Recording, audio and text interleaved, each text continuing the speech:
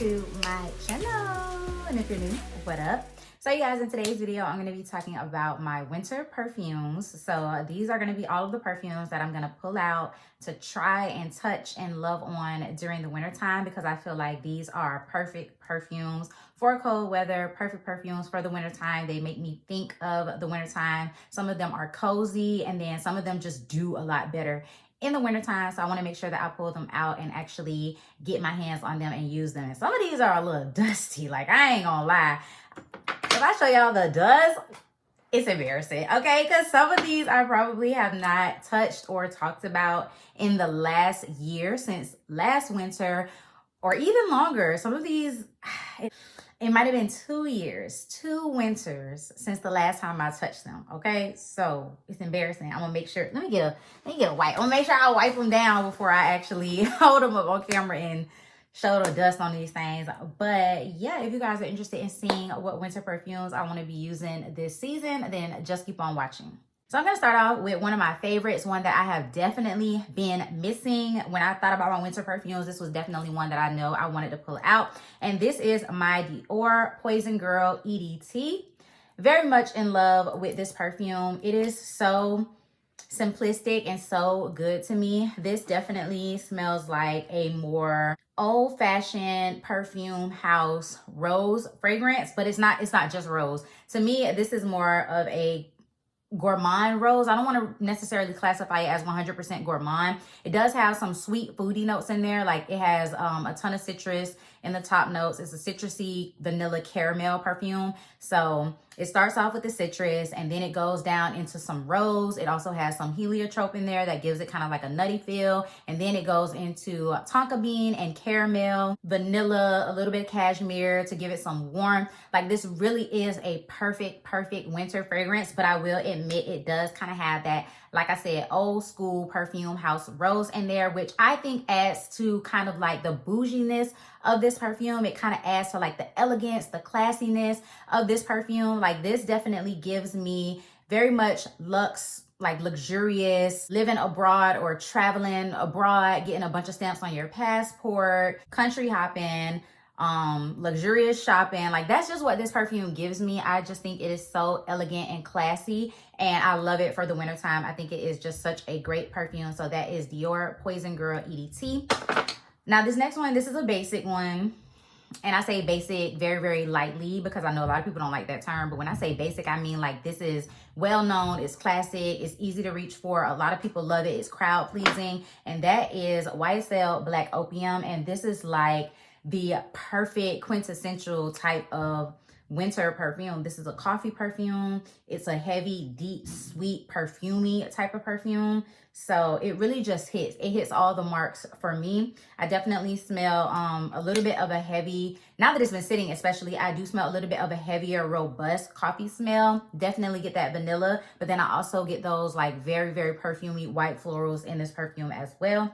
I think this perfume is gorgeous as a wintertime staple. You can never go wrong with this one. Like I said, it is very crowd pleasing, and I have loved Black Opium since the beginning. When I first got the Scentbird atomizer, I had so many samples of this perfume, and then I finally finished all my samples and got the big 100 ml bottle, and I still love this perfume. It has a little dent in it. Still love it, and definitely want to wear it and pull it out. Now here's another one that's definitely dusty. I don't show this perfume a lot of love, but it kind of puts me in the same mindset of the Dior Poison EDT. And this is La Nuit Tresor a la Folie from Lancome. Now this perfume, it has that rose in there as well. And it's more of like an old school, old perfume house rose. But this doesn't have the caramel. It does have a sweeter base, but it doesn't have the caramel in there. This one takes a little bit of a different turn than Dior Poison Girl, but it's still similar. It gives me the same vibe. So it's definitely a deeper, sweeter, more perfumey type of fragrance for the wintertime. This one does have the tonka bean in there. This one does have the vanilla. And then this one also has patchouli. So it sticks with that perfuminess, but in the top notes, it's different. It's not citruses. It's just like fruity notes. I think it has some black currant in there in the top note, and even some pink pepper as well. So slightly different, but again, because it gives me the same vibes of the Dior Poison Girl, it's definitely a deeper winter perfume, a little bit more on the sexy side if you ask me. And this one also gives off luxurious, classy type of vibes, especially from the bottle. Like, it almost kind of gives Vixen vibes just from the color of the bottle, the shape of the bottle, and everything like that. So is this a 100 ml? This is a 2.5, so a 75 ml, but this is definitely one that I need to get some usage on because it doesn't even have a dent. Okay, and then jumping back to another classic, another simple, basic perfume, just like with Black Opium. This is Kayali's Vanilla 28. And during the cold weather season, fall and winter is when I really like to pull out this perfume and really use it and layer it with a lot of different things. I didn't get a chance to wear it this fall, so I'm definitely going to pull it out for the winter time and wear it with a bunch of different things. I think I may have worn it like once or twice, but didn't really pay it a lot of attention. So I definitely want to use it a little bit more. You guys know this is like your floral, brown sugar, vanilla type fragrance. This is vanilla orchid and not necessarily like vanilla extract or anything like that. The brown sugar gives it the sweetness, and then it has some other floral notes in there as well. But this is still a really, really nice, sweeter layering type of perfume. So the cold weather is when I like to layer it and use it the most. The hot weather, it kind of gets a little bit too cloying and annoying for me personally. So I would definitely be pulling this one out. This next one was newer to my collection during last year, like around the time where I moved. So I didn't have too much time with this fragrance. I had enough though to know that I like it. My dent is like to right here. So I did have a good amount of time with this one. This is Paris Hilton Luxe Rush. And I mainly bought this one because I hadn't seen not many people talk about this at all, really. I think I've seen it in like a couple of perfume collection videos, but not anybody actually talking in depth about it, especially because I had just bought Ruby Rush last year. And then I was like using Gold Rush a lot. So I was like, I never really seen anybody talk about this one, but Luxe Rush is your patchouli white floral type of fragrance. This one also has a milk mousse note in the base note along with the patchouli to give it like a creamy perfuminess, but it's still very, very much perfumey. Like I always say about this perfume, the way that the bottle looks is the way that the fragrance smells. This definitely gives me elegant and classy date night type of perfume. It's not too complicated at all. Like, I can't really pick out too many of the scent notes, and it doesn't have that many scent notes anyway. I think this perfume has about maybe 7 scent notes, so it doesn't have a lot, but I can't really pick out any of them like on their own except for that patchouli. That patchouli is definitely there in this one, and like I said, the milk mousse just kind of gives it a creaminess. But if I didn't know it had a milk mousse note, I wouldn't be like, oh yeah, like it got whipped cream, something milky and creamy and lactonic in the base. But this is a really, really nice perfume. The layering combination that I did last winter had me like head over heels. I really did enjoy it. But this is one that I definitely think is a winter time fragrance, and so I want to pull it out for this season. Okay, and then I have my 2 Prada candies. So, of course, I have the original Prada candy. We all know what this one smells like. Super powdery, caramel, mature, high-end type of vibe. It's not like super toothache inducingly sweet, so don't let the name candy fool you. This one is definitely more of your mature, like I said, powdery caramel, but it's still really, really nice. And I'm starting to like this more as a layering type of perfume. So that's Prada Candy. And then we have Prada Candy L'eau, which I actually like a lot more than Prada Candy. And y'all can probably see that from the dentage. This one is really, really nice. A really, really nice perfume. I feel like this one is a lighter, softer version than the original Prada Candy. It's not as powdery. It's not as perfumey. It's just like soft and silky, and it is perfect. It starts off with some citruses, and it's just really, really nice. You can still smell the caramel in there as well, but it takes a totally different turn, and it's not as powdery. Matter of fact, I think in this one, they replaced the powdery notes with musk. So there is no actual powdery note in this fragrance. It's more musk. So I really do enjoy that one. But I definitely want to use both of these for the winter time because that's mainly when I use them. And then Prada Candy L'eau, this one actually reminds me a lot of Jimmy Choo Illicit. They are not dupes, but they are very, very similar in the way that Prada Candy has that like more sweet caramel undertone and it's not powdery, whereas Jimmy Choo Illicit also has that sweet caramel note and it's not powdery, but this one also has that addition of honey in there, but it's a very perfumey type of scent still as well. Something about this literally just smells like winter. It could be because like when I first got this perfume, this big old dent came from me using it in the wintertime. So now I just associate it with like cold weather and wintertime. But something about the way that this perfume smells just in general definitely gives me winter vibes. So I would definitely try and finish this perfume up this winter, because I mean, I've had it sitting like that for the last 2 winters, I believe. Yeah, for the last 2 winters, it's been sitting like that. So it's definitely time for me to use that one. Okay, and then another one of my older ones that has some dust on it, girl. This is my Juicy Couture. So the original Juicy Couture fragrance. It has a little small dent in it, but this is a 100 ml bottle, and this is more of your super, super heavy white floral type of scent.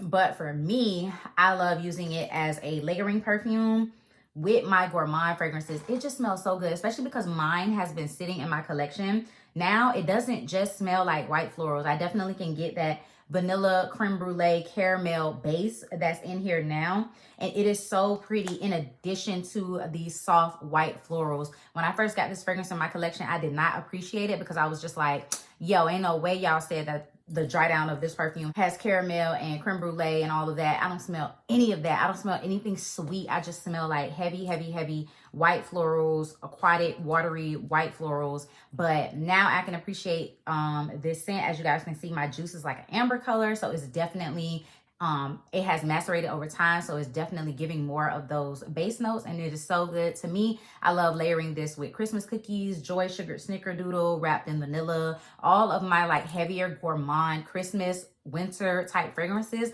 I love layering this with it because it literally helps to bring out the base note of that perfume, but that perfume adds like a really, really nice, soft, mature floral essence to it. And it's just so pretty. They just mesh so well together. And I actually get a lot of compliments on those combos when I use that perfume. So I absolutely love it.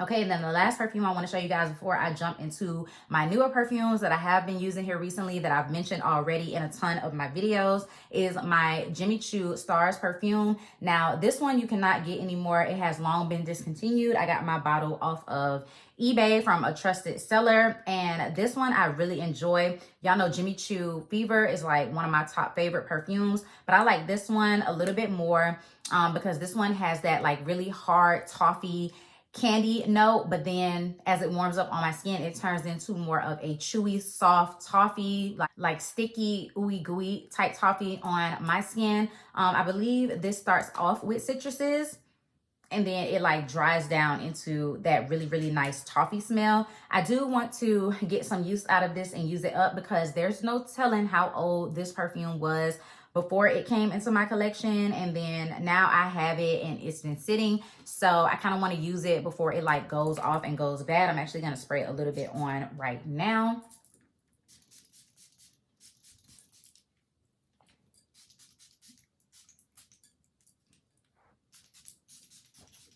I just want to make sure that I'm getting some really good use out of this one. So yes, it smells really, really good. Like I said, it starts off with those citruses and then it goes into this like toffee type of scent that smells so good. So Jimmy Choo Stars, I really want to get some use out of this one. Okay, so now for these next perfumes, I'm not going to talk too much about them because I have mentioned them so much. I've mentioned them in a ton of different videos. I've talked about them a lot. They're so good. Okay, my Dolce & Gabbana Devotion. I want to keep using this one until I completely finish off my travel size. So this will actually stay on my perfume tray and I will be mixing and layering it with all of my gourmands because that's the way that I love to wear this perfume, to just amplify those gourmands as well as make me like this perfume a little bit more. This one has to be layered with something for me to enjoy it. So I would definitely be using this one a lot this winter.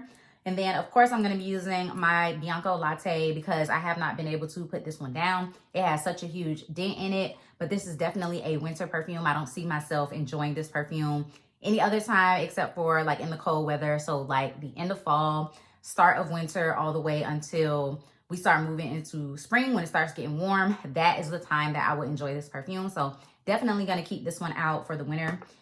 Same with Burberry Goddess. Now that I've started wearing Burberry Goddess a lot more and mixing and layering it with a ton of things, I know that I can wear this one during the springtime because it has that really bright really aromatic lavender and ginger note that makes me think that I could wear this year round.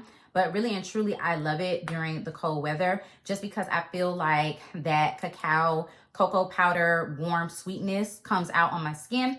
If it comes out on my skin, if I'm wearing it in the hot weather, then yes, I will consider this a year-round perfume. But as of right now, I really, really like it during the cold weather. So I would consider this a winter perfume that I'm going to use.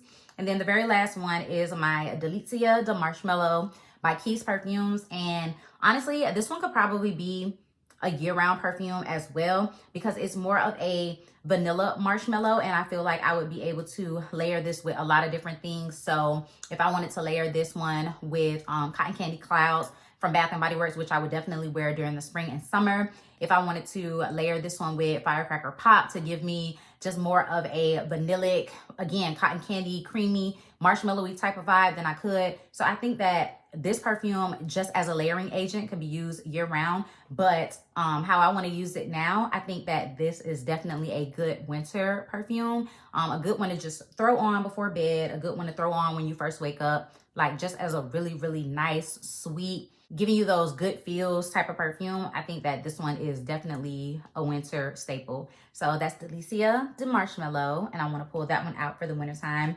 And as of right now, you guys, those are all of my winter perfumes that I've really had my eye on, that I've really been wanting to use this winter. So I hope you guys enjoyed seeing my picks and just hearing about these fragrances. If you did, go ahead and give me a big thumbs up and leave me a comment down below letting me know what you're going to be pulling out for winter as far as perfumes go. If you're new, thank you so much for watching. You should definitely go ahead and hit that subscribe button, join the Fragrance and Beauty Army, as well as that bell notification so that you can be notified every single time that I upload a video. And I'll see you guys in my next one.